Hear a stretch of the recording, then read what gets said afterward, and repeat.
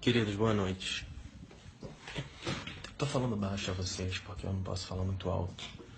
Não tô na minha casa, estou num lugar separado para que eu possa estar falando para vocês sobre as coisas que Deus incomoda no meu coração, para que eu fale e que o Senhor me avisa: diga, diga, diga, fale, fale, fale, testemunhe, testemunhe, testemunhe, fale das maravilhas que eu fiz na sua vida, meu filho. Para que seus irmãos eles possam se sentir firmes, assim como eu te pus firme. E pelo testemunho da sua vida, essas pessoas verão o meu agir na sua vida. Essas pessoas estão com dúvidas em relação ao tipo de caminho que elas devem tomar. Muitos têm a mesma dúvida que você tinha, mas ainda não tiveram a oportunidade de lidar com uma palavra da verdade, para que elas possam se certificar de que realmente aquilo que o coração dela está dizendo é o melhor desejo, é o melhor caminho que ela deve tomar na vida, quando o assunto é fé. Porque muitas pessoas, queridos, muitas pessoas estão sendo enganadas pela religiosidade. Eu quero contar a vocês agora como foi que eu me libertei de ser um evangélico. Não durou muito tempo, não. Acho que durou um ano, aproximadamente um ano. Bom, em primeiro lugar, quero deixar claro que eu estou dando testemunho da minha vida e que eu sei o que eu estou falando porque eu li muito a Bíblia. Acho que nesses últimos 4 ou 5 anos eu já li a Bíblia mais de 10 vezes. Sem exagero, querido. Sem exagero. Vocês podem sugerir o que vocês quiserem para que a gente pregue. E nós pregaremos aquilo que você quiser. Aquilo que você quiser. Bom, em primeiro lugar, eu falei para vocês que eu era católico. Depois eu passei pelo espiritismo. E aí eu conheci um pastor, gente. Olha como é que eu me tornei evangélico. Conheci um pastor. E a minha vida não era lá aquela vida de fé, como eu havia dito para vocês. Conheci um pastor e o cara começou a me revelar um monte de coisa. Que não sei o que não sei o que não sei o que lá. Aí algumas coisas realmente eram verdade, né? Então eu não acreditava muito, eu achava que aquilo era coisa de... esse cara conhece alguém, né? Falou com a minha namorada e ela disse pra ele, porque na época a minha namorada era evangélica. E o fato é o seguinte, não vou mentir pra vocês, o cara revelou como era o meu quarto. E ele descreveu o meu quarto exatamente como o meu quarto era. E o meu quarto é um quarto diferente. Um quarto azul, com um escudo de time de futebol. Enfim, o cara descreveu exatamente o meu quarto. Eu fiquei muito intrigado com isso. Porque o cara era pastor, não me conhecia e descreveu o meu quarto. Falei, gente, então Deus está com esse cara. Eu vou onde esse cara tá. Porque se Deus falou com ele essas coisas é porque Deus existe, gente. O que é isso? Como é que esse cara pode saber essas coisas da minha vida? Então eu tinha um coração duro para acreditar nessas coisas. Mas quando ele falou isso, eu fiquei com o coração mais amolecido. E ele se revelou algumas outras coisas para mim depois, gente, que foram coisas assim que realmente não tinha como não revelar. Porque eram coisas que aconteceram na minha vida e que ele tinha dito antes que ia acontecer, e realmente aconteceu. E eu só fui dar crédito àquilo que o pastor estava revelando depois que aconteceu. E depois que aconteceu, eu pensei, gente, eu preciso ser evangélico. Deus está aqui com os evangélicos. Entendeu? Eu vou lá na igreja desse cara, eu vou frequentar essa igreja. Eu vou para essa igreja, eu vou entrar nessa igreja. E assim foi, queridos. Fiquei um ano indo para a igreja. Bom, antes de continuar, eu quero te deixar claro que vocês estão acreditando que ir para a igreja é uma maravilha. Bom, um exemplo bíblico para vocês, de Balaão. Como foi que Deus alertou Balaão, queridos? Como foi que Deus alertou Balaão acerca dos seus caminhos errados? Bom, se você ler a Bíblia, você vai ver que Deus usou um jumento para alertar o seu profeta que ele estava desviando seu coração. Então, o primeiro entendimento que a gente pode ter a partir de agora é que Deus quando ele tem um compromisso com a sua vida, ele pode usar até um jumento para te levar onde ele quer. E nem por isso o jumento é um exemplo de Deus. Então Deus usa o jumento, Deus usa o religioso, Deus vai me usar, Deus vai te usar, Deus vai usar o que Ele quiser para levar a mensagem para aquele que Ele escolheu. E não necessariamente essa pessoa que te deu, que te entregou essa mensagem da boca de Deus, ela é uma pessoa de Deus. Gente, para de perguntar por que está escuro. Atente-se para a palavra. Atente-se para a palavra. A palavra está sendo pregada. Estou tentando ensinar vocês de uma forma simples, uma conversa. E as pessoas estão querendo ver meu rosto. Vocês estão ouvindo a minha voz. O que salva é ouvir o Evangelho. O que salva é ouvir o Evangelho. E muitas pessoas, elas são incapazes de sequer prestar atenção naquilo que está sendo dito. Elas têm uma necessidade de olhar o homem, para olhar se o homem é bonito, se está bem vestido, como é a casa. E o principal, elas negam, que é a palavra de Deus que está sendo dita. A gente tenta pregar o Evangelho para vocês, mas é difícil. Por isso que a porta é estreita. Por isso que a porta é estreita. Vou continuar, queridos.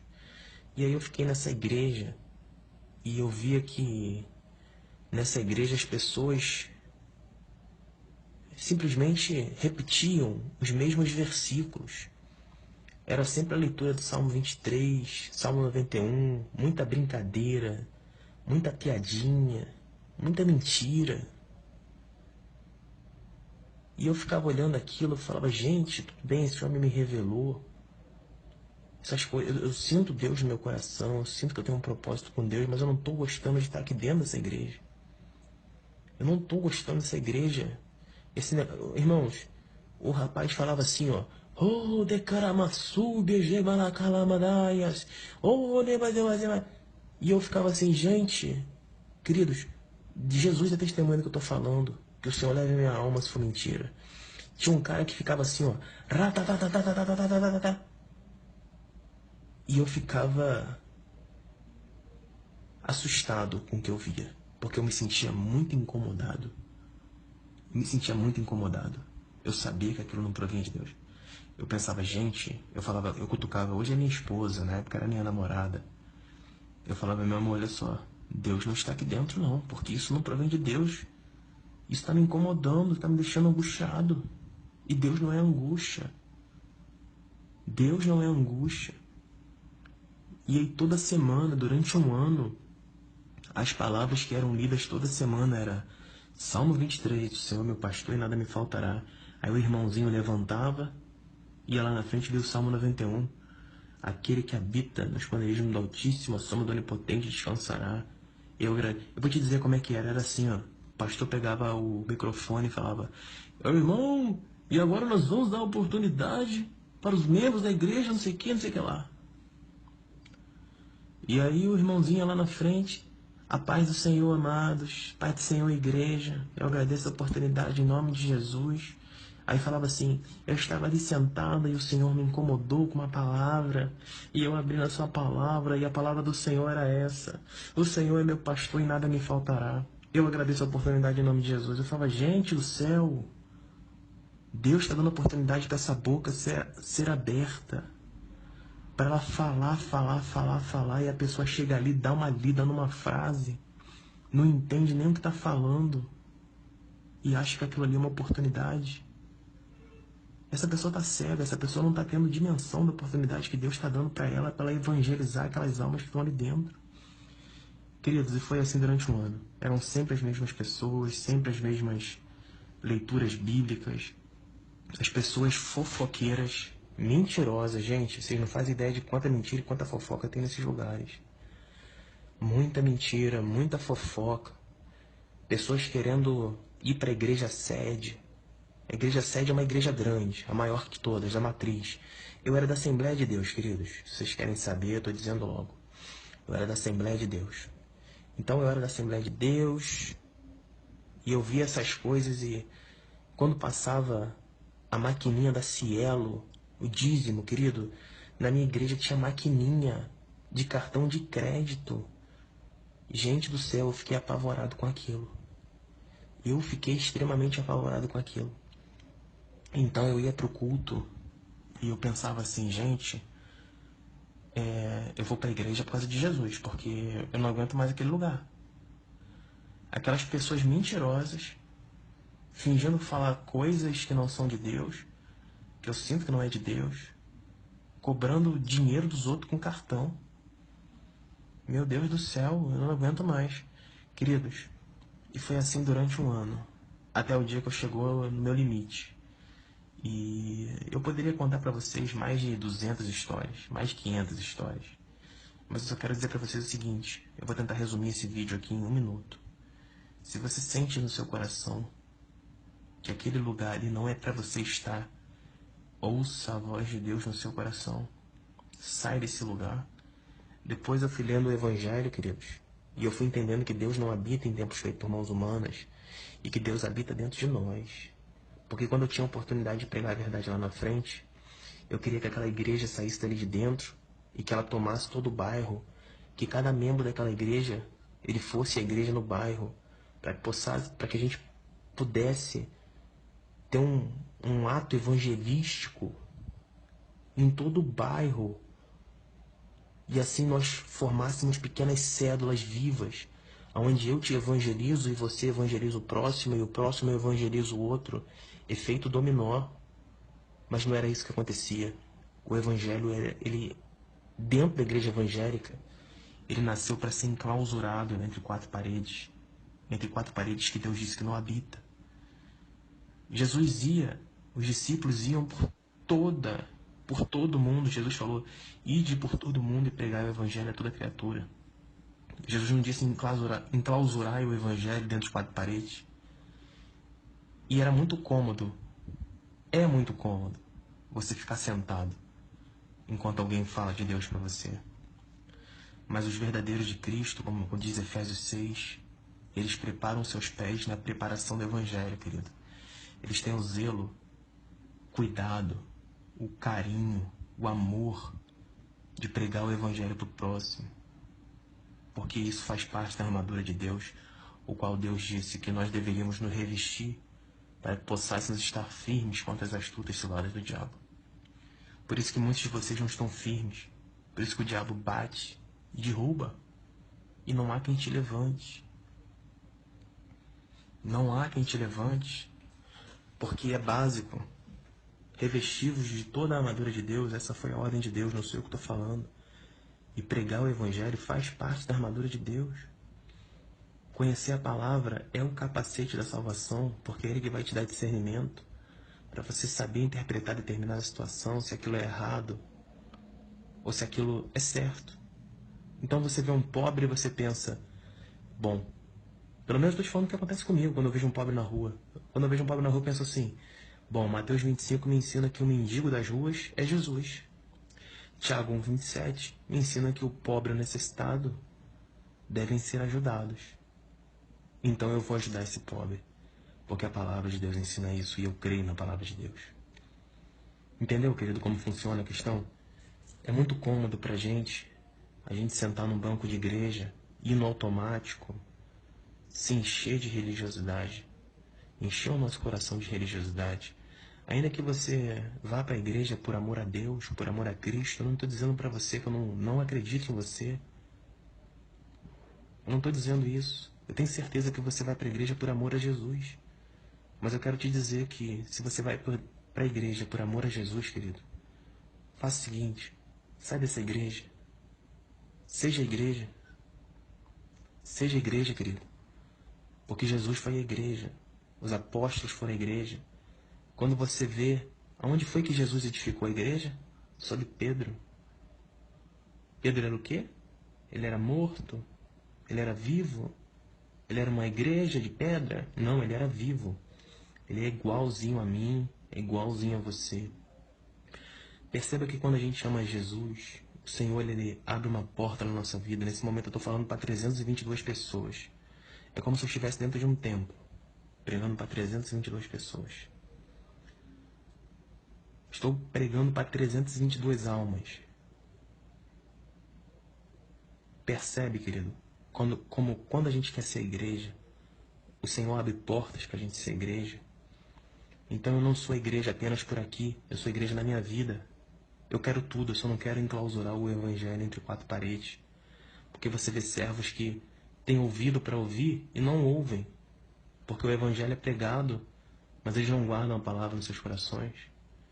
Eles têm boca, mas eles não evangelizam. Por quê? Porque eles nasceram para ser doutrinados a escutar e a acatar tudo aquilo que o líder espiritual deles eles disserem. Então eu quero que você use o seu cérebro para que você leia a Bíblia. Use a sua fé, o seu discernimento para que você seja a igreja. E que você não permita que o evangelho seja enclausurado dentro de quatro paredes. Porque aquele que não vai ao próximo e prega o evangelho, ele está indo contra um princípio cristão básico, que é você ir e pregar o evangelho. Jesus não disse, ide e sentai-vos para aprender o evangelho? A palavra ensina em João que Jesus ensina o evangelho para a gente, queridos. A palavra ensina em João, só há um pastor. Quando você determina que você vai exercer a sua fé única e exclusivamente por meio de Jesus Cristo, o Senhor ensina para você o evangelho. Deus disse o que? Peça sabedoria e será concedido. Pedi, dar-se-vos-á. A partir do momento que Deus notar em seu coração um desejo ardente de fazer a diferença na vida do próximo, você vai se sentir incomodado em sentar no banco de igreja e olhar para o seu irmão ao seu lado e dizer que ele é uma bênção. Quando o pastor dizia, olhe para o irmão do seu lado e diga que ele é uma bênção, e eu olhava para a igreja, eu via toda a igreja olhando para o lado, e eu ficava assim, gente do céu, eu não acredito que essas pessoas elas estão fazendo isso. Eu falava, Jesus, eu não acredito, Senhor, eu não acredito que eu estou aqui, eu estou sendo conivente com isso. E isso aqui é uma imbecilidade. Esse cara, eu não sei por que ele faz isso, Jesus. E Jesus foi me mostrando por que ele faz isso, queridos. Depois de 3, 4 anos que eu saí da igreja, de tanto ler a Bíblia, eu entendi o valor de um falso profeta. Se você vê as descrições de Jesus sobre os falsos profetas, elas são maravilhosas, porque elas descrevem exatamente como funciona o sistema evangélico. Uma pessoa lá na frente que gosta de ser chamada de mestre, que gosta de ser chamada de líder espiritual, que gosta de sentar nas primeiras cadeiras. Mas o Senhor Jesus, ele nos ensinou a ser humilde. Ele lavou os pés dos discípulos. E eu quero chamar você, o rico. Você é muito rico, é? Você é muito pobre? Você é muito rico? Você é dono de alguma coisa? Qual é a sua profissão? Você acha que você é superior a alguém? Você acha que você, por ser pobre também, você é inferior aos demais, queridos? Não, queridos, todos nós somos iguais, porque Deus não faz acepção de pessoas. Eu quero te dizer o seguinte: você, seja rico, seja pobre, você tem exatamente a mesma missão nessa terra. E a missão está contida no Pai Nosso. Você deve botar o reino de Deus dentro do seu coração e anunciar a verdade de Cristo, para que você consiga levar o Evangelho e tentar salvar algumas almas. Porque alguns vão crer na nossa pregação, muitos irão refutar a nossa pregação, muitos não irão crer, porque a porta da salvação ela é estreita, mas o caminho da perdição ele é largo. Isso está escrito em Mateus 7. E digo mais, Lucas 13:24. A porta da salvação é estreita, e mesmo se esforçando, muitos não entrarão por ela. Gente, eu estou falando do inferno. Estou falando de um lugar que você não vai ter. Já leram Lucas 16, a parábola de Lázaro? Leiam. Estou falando de um lugar que você vai clamar por água e você não vai ter água. Quando a gente fica 10 horas sem beber água, a gente já fica morto de sede. Imagina você no fogo do inferno para sempre, sofrendo, sem poder tomar um gole d'água. Lucas 16 ensina isso, queridos. O inferno é algo terrível. Mas é tão terrível, mas tão terrível, que as igrejas elas não falam muito sobre o inferno. Elas preferem fazer com que você tenha medo do diabo do que você tenha medo do inferno. Quando na verdade o diabo não é nada, querido. Jesus disse que nos deu toda a autoridade para pisar sobre as serpentes sobre a cabeça da serpente e do escorpião. Esse dia nós estudamos Marcos capítulo 5, quando aquele demônio que estava contido no rapaz, que andava entre os túmulos, ele quando viu Jesus, ele se jogou aos pés de Cristo, se ajoelhou e falou: Senhor, o que queres de mim? Não me atormentes.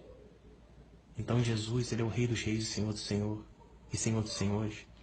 E todo principado, toda potestade não resiste ao poder do nome de Jesus.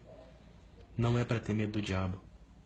Tenha medo daquele que tem poder para matar você e te lançar no inferno. E esse é Deus, querido. Você precisa temer a Deus. Porque quando você teme a Deus, você vai ser sábio. Porque o segredo da sabedoria é você temer a Deus. E quando você teme a Deus, você guarda os mandamentos e respeita a Deus. E aí a sua vida começa a se alinhar. E aí você vê que você começou a andar ao lado de Cristo. E aí você vê que a sua vida foi transformada. Porque você conheceu a verdade. E a verdade te libertou. Queridos, então é isso. Dúvidas, sugestões, contem conosco, participem, façam perguntas. O objetivo dessa página não é que vocês vejam meu rosto, porque é necessário que o ser humano diminua para que a face de Cristo resplandeça. É necessário o ser humano diminuir para que a presença de Deus ela prevaleça. Eu não vou cobrar dízimo. De graça recebeste, de graça dai. Eu não vou te chamar para um templo, porque Deus não habita em templos feitos por mãos humanas. Eu estou te chamando para essa igreja, para você fazer a diferença na vida do próximo. Agora, se isso vocês vão aceitar ou não, isso é algo entre vocês e Deus. Então é isso, queridos. Que Deus os abençoe. Compartilhe essa mensagem, caso você tenha se sentido tocado. Caso você comece a evangelizar, a ter o desejo ardente de levar a palavra de Deus para o próximo. Se você não quiser compartilhar, que você faça um resumo, que você leia a Bíblia e que evangelize do seu jeito, porque eu tenho certeza que Deus vai acertar os seus caminhos, as suas veredas e vai te dar o Espírito Santo de Deus para que Ele te guie por toda a verdade, com toda a ousadia, para que você possa pregar o Evangelho da salvação, não o Evangelho da perdição que tem sido pregado dentro dessas igrejas evangélicas. Que Deus os abençoe, queridos, em nome de Jesus.